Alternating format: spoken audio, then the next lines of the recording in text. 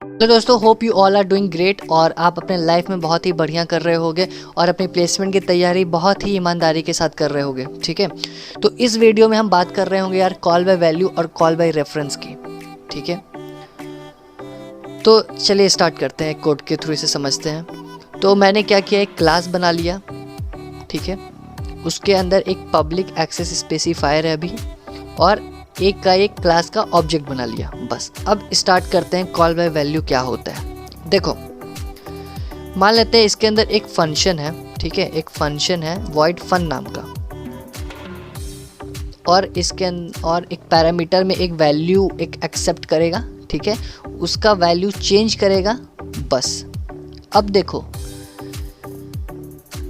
एक यहाँ पर int x एक वेरिएबल है। ठीक है, जिसका वैल्यू है 2, और अब हम फंक्शन को कॉल करेंगे ob.fun और पास कर देंगे इस x को। ठीक है, तो देखो क्या होगा, समझना। इसको बोलते हैं एक्चुअल पैरामीटर, मतलब जो फंक्शन के जो कॉल में जो पैरामीटर भेजते हैं उसको बोलते हैं एक्चुअल पैरामीटर। ठीक है, और जो डेफिनेशन, जो फंक्शन के डेफिनेशन में जो पैरामीटर होता है उसको बोलते हैं फॉर्मल पैरामीटर। समझ आ गया? ये जब कॉल करते हैं तो उसका जो पैरामीटर होता है वो एक्चुअल पैरामीटर, और जो फंक्शन का डेफिनेशन में होता है उसको बोलते हैं फॉर्मल पैरामीटर। तो देखो क्या हो रहा है, तो हम क्या किए, इसमें x को भेजें। ठीक है, और यहाँ पर आया और इसका वैल्यू को मैंने चेंज कर दिया। तो जो वैल्यू चेंज किया, तो क्या वो वैल्यू यहाँ रिफ्लेक्ट होगा, मतलब x का वैल्यू भी चेंज हो जाएगा, क्योंकि देखो ये यहाँ गया। ठीक है, और इसके अंदर वैल्यू मैंने चेंज किया, तो ये वापस क्या x का वैल्यू चेंज होगा? तो चलिए इसे देखते हैं, क्या x का वैल्यू चेंज होगा या 2 ही रह जाएगा। तो देखो, जब ये रन हुआ तो क्या हुआ, x का जो वैल्यू है वो रह गया 2 ही रह गया। अच्छा जी, चलो एक और टेक्स्ट करते हैं, एक और टेस्ट करिए। यहाँ पर m% लगा, इस साइन को बोलते हैं m%, इस साइन को बोलते हैं m%। ठीक है, तो ये लगाया। अब देखते हैं क्या वैल्यू चेंज हो जाएगा x का। चलो, हाँ यार, x का वैल्यू चेंज हो गया, 5 हो गया। मतलब जो पिछले वाले केस में था ऐसा था, तो उसमें वैल्यू ओरिजिनल वैल्यू चेंज नहीं हो रहा था, लेकिन जब मैं m% लगा दिया तो ओरिजिनल वैल्यू चेंज हो गया। तो देखो क्या हुआ, समझो पहले क्या हुआ। ठीक है, तो देखो, जब हम ऐसे ही भेजते हैं नॉर्मल, जब पैरामीटर भेजे तो उस टाइम क्या हुआ ना, कि देखो x को जब भेजे तो क्या हुआ कि यहाँ पर x का एक कॉपी बन गया। ठीक है, x का कॉपी बन गया जिसका नाम हो गया a, और उसमें कुछ भी चेंज करो उसके कॉपी पे चेंज होगा। ठीक है, लेकिन ओरिजिनल वैल्यू पे चेंज नहीं हो रहा था। और जब यहाँ पर m% लग गया, जब m% लग गया तो क्या हो गया कि ये इसका कॉपी, x का कॉपी ना बन के उसी पे काम होने लगा।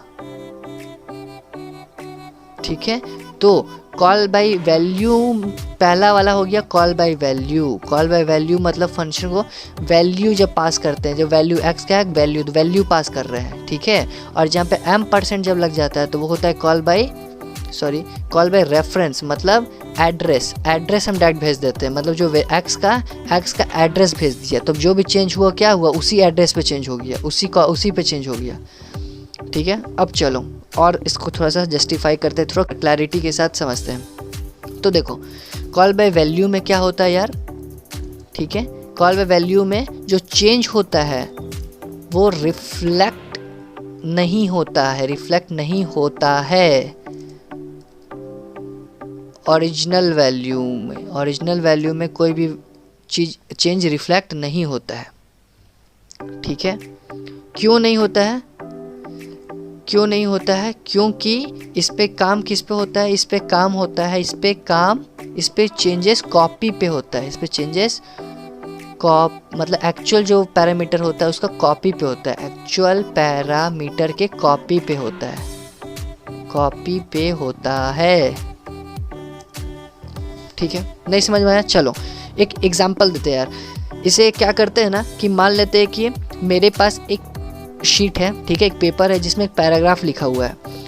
अब मुझे किसी ने बोला कि इसमें जो भी एरर है ना उसको सुधार दो। तो मेरे पास अब दो ऑप्शन है। एक ऑप्शन क्या है यार कि उस सीट में जो भी पैराग्राफ लिखा है उसे मैं दूसरे एक शीट पे उतार लूँ और फिर जो जो गलती है ना उस पे गलती सही करके उसे दे दूँ, तो क्या होगा? तो क्या होगा यार कि जो ओरिजिनल जो है ना उस पर मैंने कोई चेंज नहीं किया। चेंज किस पे किया? उसका एक कॉपी बना के उस पर चेंज किया, तो ये ओरिजिनल वाले शीट पे रिफ्लेक्ट नहीं होगा। तो वो हो गया कॉल बाय वैल्यू, ठीक है। और कॉल बाय रेफरेंस मतलब क्या? जो तुमने ओरिजिनल शीट दी है मैंने उसी में चेंजेस कर दिए, जो गलत हो उसको सही किया, उसी पे चेंज किया, तो ओरिजिनल में रिफ्लेक्ट हुआ, तो वो हो गया कॉल बाय रेफरेंस, ठीक है। तो कॉल बाय वैल्यू में क्या होता है यार? कॉल बाय वैल्यू में एक्चुअल पैरामीटर का एक कॉपी बनता है, एक्चुअल पैरामीटर का कॉपी बनता है, ठीक है, बस। और कॉल बाय रेफरेंस में क्या होता है यार? कॉल बाय रेफरेंस में क्या होता है? रेफरेंस, कॉल बाय रेफरेंस में क्या होता है कि एड्रेस भेजाता है, एड्रेस सेंड होता है, ठीक है, एड्रेस सेंड होता है। और ओरिजिनल वैल्यू में चेंजेस रिफ्लेक्ट होता है,